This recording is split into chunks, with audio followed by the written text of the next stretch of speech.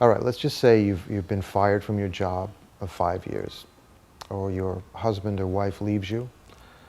There's been a tragedy in your country, any worst case scenario you can imagine. If someone came along and told you that in reality, this horrible situation is the best opportunity for spiritual practice, you might think they're crazy. But this is what the Buddha taught: how to transform problems into the path of enlightenment. It makes sense. The world is still full of war and poverty, and our minds are full of delusions like anger, jealousy, and attachment. Problems are constant. But we can learn to use these otherwise unfortunate circumstances as an opportunity to accelerate our spiritual growth. Using techniques based on loving kindness and compassion for others and ourselves, we can learn to face difficult situations with skill, wisdom, and humor, and literally transform problems into happiness.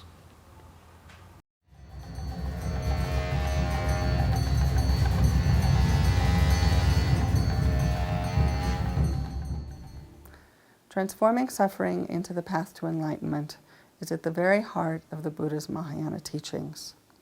But these thought transformation techniques are, in fact, very difficult to practice.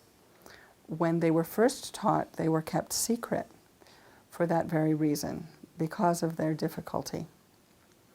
Thought transformation techniques are based in bodhicitta, and therefore it's essential when one receives these teachings to receive them with a mind imbued by bodhicitta, the attitude wishing to attain enlightenment as quickly as possible, in order to understand thought transformation correctly.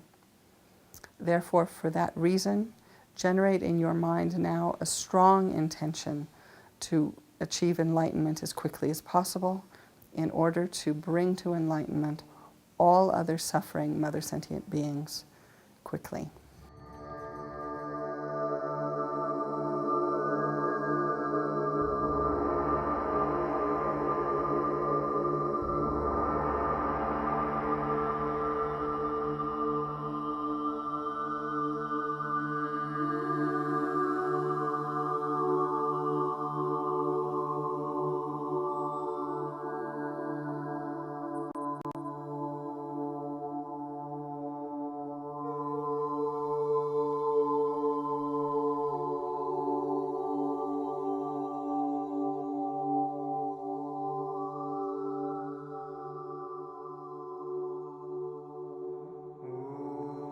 So I assume everybody here has problems? Yeah. Often when we have problems, we feel like we're the only people who have problems.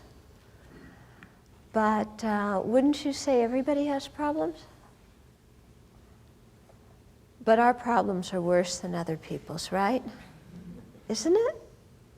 Definitely, 100% worse, yeah. So we should be the object of other people's sympathy and their compassion and their aid. And the way to transform our problems is to get them to stop doing all the nasty things they're doing towards us, right? That's not actually transforming our problem, that's throwing the problem at the other person, okay? Telling them that they're the source of our problem, and believing it ourselves, that other people are the source of our problems. Okay? When we have that view on life, you know, that I'm just this little old innocent, sweet, charming, wonderful, joyful person who doesn't mean harm to anybody, and yet all these mean, nasty, cruel, vicious, ununderstanding people cause me problems. We have to totally get out of this idea of blaming. Yeah. Because we're very much, I think, a country and a culture that likes to point the finger and blame. And, you know, you caused it, you did it, you're going to suffer. Okay? If there's a problem, you know, finding somebody to blame means finding somebody that we can cause to suffer, thinking that when somebody else suffers, we're going to feel better afterwards. Okay? I think that whole way of looking at life doesn't work. Okay? because it's not about finding one cause, because everything's interdependent and everybody contributes something. Okay? And it's not about finding the cause so that we can punish somebody. Now, how do we work with problems? How do we transform problems? Okay. I think it depends on how we look at a situation. Okay? First of all, how we define a problem. Because there could be some event going on with somebody else, and you can call it a problem, or you can call it an opportunity.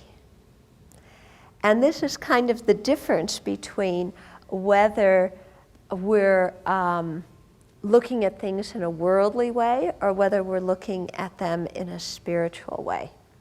Okay? Because in a worldly way, we label a situation a problem when our needs and wants aren't getting met. Isn't that kind of the definition of a problem for you? When your needs and wants aren't getting met, when your expectations aren't getting met, when your plans aren't happening.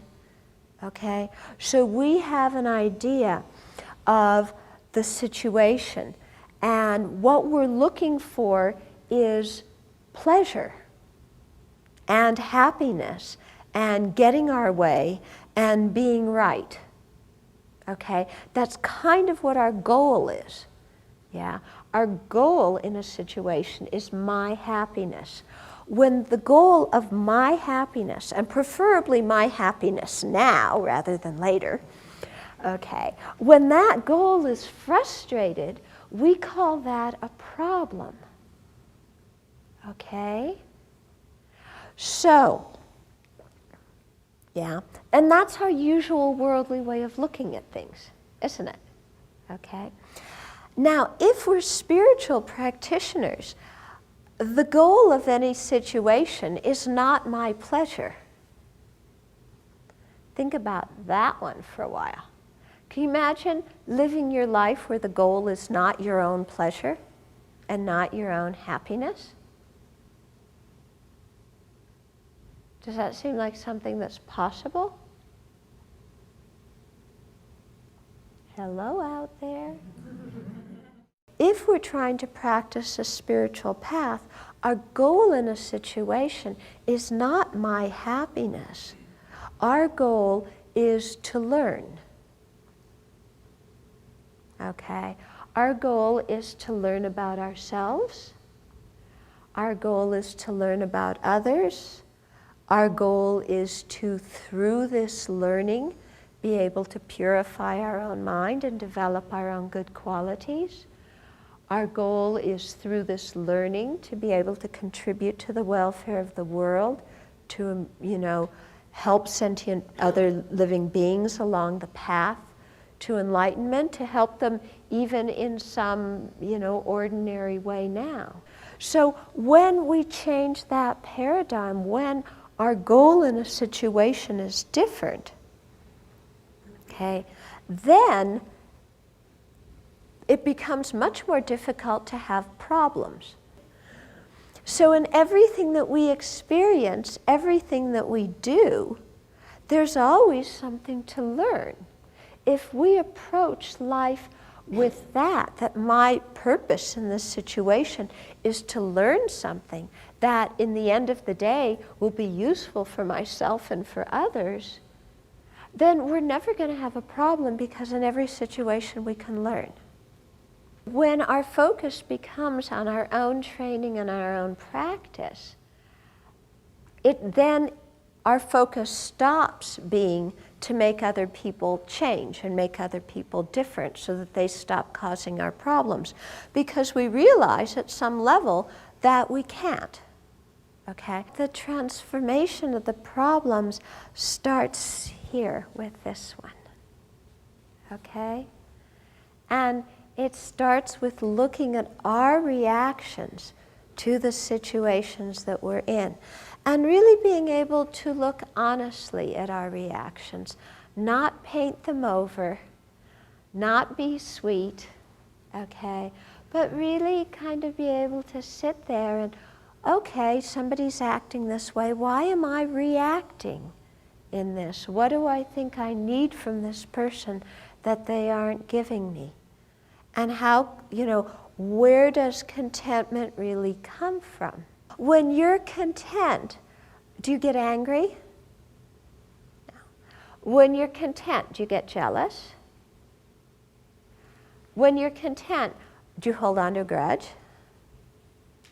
When you're content, are you full of greed and craving? When you're content, do you hide your mistakes and pretend you don't have them? When you're content, do you pretend to be somebody you're not and impress people falsely? No. It's like when there's a feeling of contentment in our own mind, then kind of naturally we act with kindness. And a lot of, all those negative emotions and then the behaviors that they cause, they just get pacified automatically because there's no dissatisfied, discontent feeling inside that motivates all of those other attitudes and behaviors. The kind of contentment that we're trying to develop is not the contentment of, I got my way, I got my needs met, the world's love me. It's not that. It's the contentment of us feeling okay about ourselves. It's come simply through our own spiritual practice by using our own mind. When Buddhism talks about contentment, we should not equate contentment with apathy. They're two different things. With apathy, we don't care. Okay? And you can be apathetic and discontent. Can't you? Yeah, and I think very often the nihilistic position that people go into in our society, of, well, it's all worthless, or it's just, you just sign it off. This is, it's discontent compounded with apathy. Okay, whereas contentment is a totally different ballgame. Okay, contentment is a feeling of well-being in ourselves. So we can have this contentment, some kind of self-confidence. And that will lead us to have compassion for others, rather than criticize them and pick them to bits, have compassion for them. And then based on that compassion, act against injustice or prejudice or intercede when there's a harmful situation. Okay? So that compassion can be just as strong of a motivator and a much wiser one than anger. And contentment, we can be content and we can still want to improve things in the future. Okay? There's a sense of well-being in ourselves that doesn't depend on how the world treats us. Okay? There's a sense of well-being in the self that comes through our own spiritual practice. So there's an inner sense of contentment that isn't dependent upon, getting what we want, having people like us and love us and appreciate us and tell us we're right and intelligent and blah, blah, blah. Okay? So, but on the basis of that inner sense of contentment, it doesn't mean that we eschew the rest of the world and block it out and fall into apathy, okay? Because again, motivated by compassion, we can still act to remedy injustice, remedy discrimination, but the way we do it is not going to be in an angry way. We can see, okay, I have a problem and somebody's treating me unfairly or there's discrimination against me or whatever. Have that sense of inner contentment, yeah. But then actively work to change the situation, not because we hate the other people in it, but because we care about them. Okay? So the person, you care about the person who's oppressing you. You care about the person whose political ideas you think are totally corrupt. Okay? You care about the person who's destroying the environment. You care about the person who's beating up your loved one. Okay? This is very opposite from our usual way of thinking, isn't it? Okay? But, you know, our usual way of thinking hasn't gotten us anywhere, so we might as well try another way. Okay? Because the thing is, if there's this conflict situation, we see the other person as an enemy, and we don't care about their well-being, okay, then we're likely to inflict more harm out of anger, okay? So first of all, we're creating negative karma because we have a negative motivation of anger that has the intention to harm. Second of all, we destroy the other person's happiness. You know, because they're more miserable, then they're going to do more that harms us back, so we're just escalating the conflict. So we fight oppression or, you know, injustice or ecological devastation or whatever out of care for the quote-quote enemy, because we don't see them as an enemy that's out there that's inherently evil. We see them as another living being just like us who wants to be happy. So this takes, you know, I'm just kind of explaining this using words, yeah? But to actually understand it, we need to sit, okay? This isn't something that we're going to get through just intellectual understanding. We have to really sit, you know, in our meditation practice and think about this. And then we need to examine our own mind. Be able to identify in our own mind when we're content and when we're discontent. Be able to identify in our mind when we're really accepting things and when we've gone into nihilism or apathy. We need to look in our own mind and identify, what does anger feel like? What does genuine compassion feel like? What is a positive aspiration? What does that feel like? So really understanding these things all depends on our own meditation practice. It's not dependent on intellectual understanding. Okay?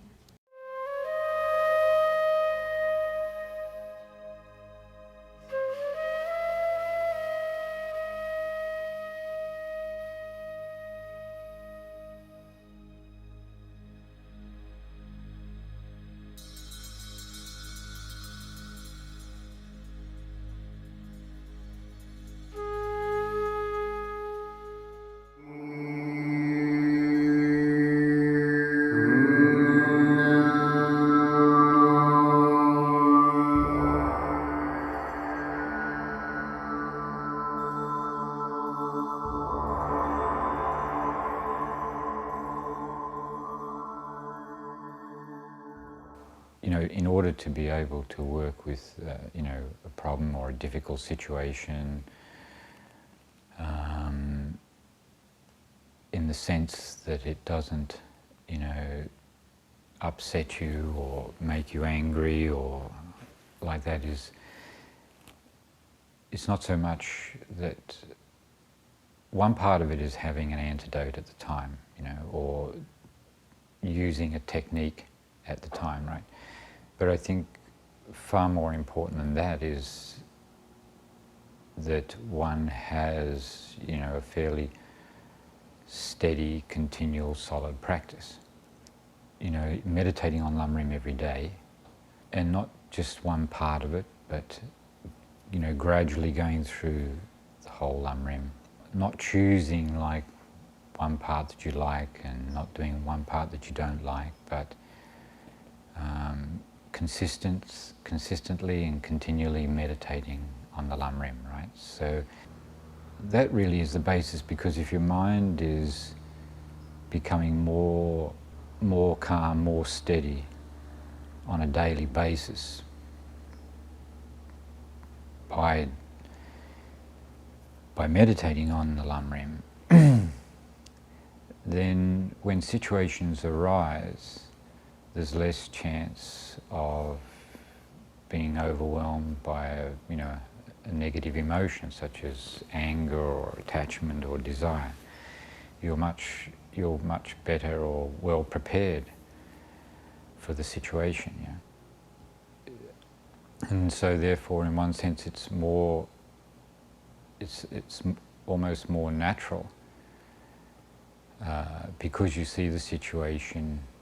There's better chance or more chance of seeing the situation for what it is, as opposed to what you're projecting or karmically projecting onto the situation. Somebody who's has been familiarizing themselves with impermanence day after day after day, doing it, properly, effectively, then somebody dies or, there's separation or, in terms of time, if the time changes or a situation changes, it's much more easy to accept. It's much more easy to accept is because your mind is already prepared and more closer to reality, right?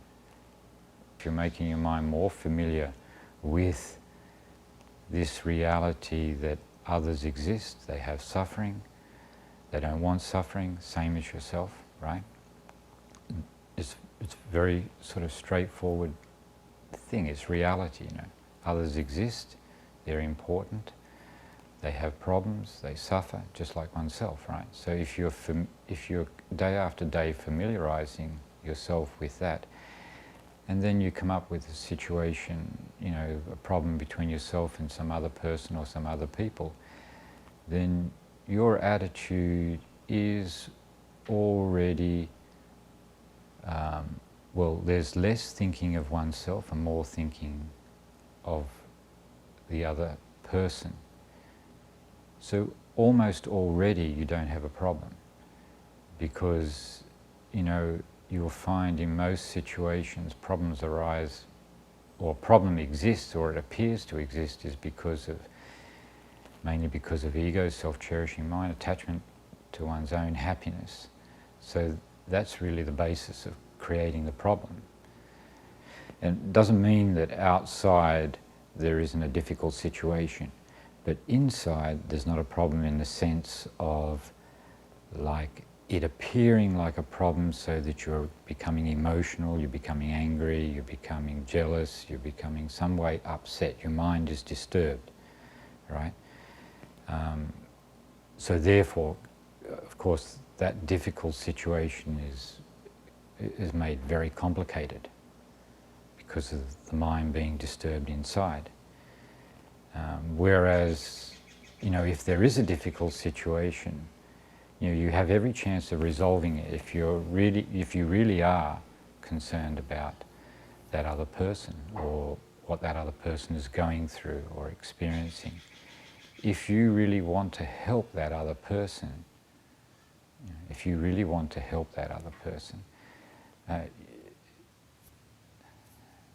there's not a problem. The situation still can be difficult, but there's not really a problem. I mean, the mind, your mind, is not disturbed or unhappy.